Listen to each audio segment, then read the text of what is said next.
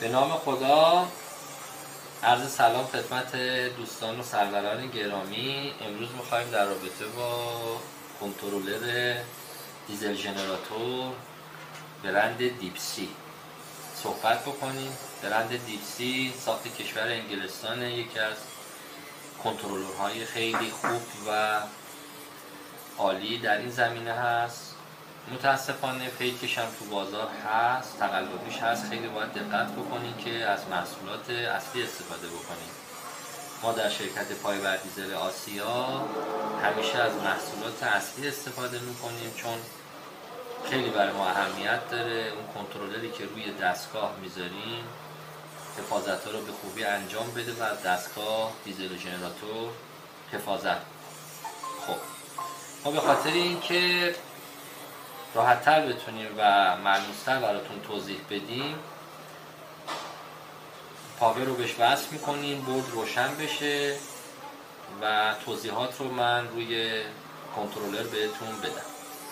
ما یه پاوری تهیه کردیم، تو مدارش هم یه فیوز حفاظتی گذاشتیم که اگه خدای نکرده اتصالی به وجود اومد بورد ما آسیب نبینه. خب ابتدا من فیوز رو وصل میکنم و بورد رو روشن میکنم.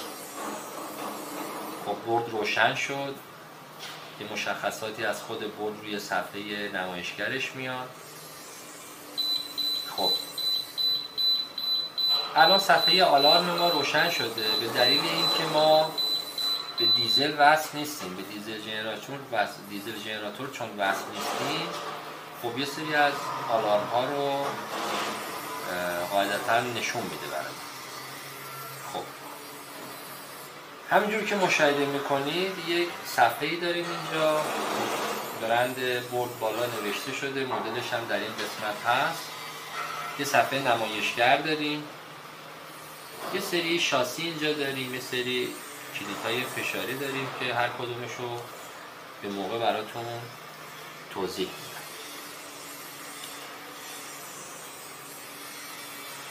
از قسمت پایین شروع میکنیم.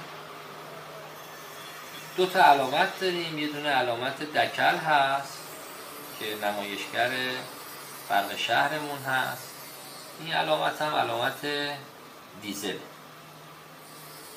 که این دوتا کلید وقتی فشارشون بدیم هر کدومشونو قابلیت اینو داره که کلید برق شهر رو، اون حالا کنتاکتور هست یا کلید موتوردار هست، قطع و وصل بکنه، هم تو بخش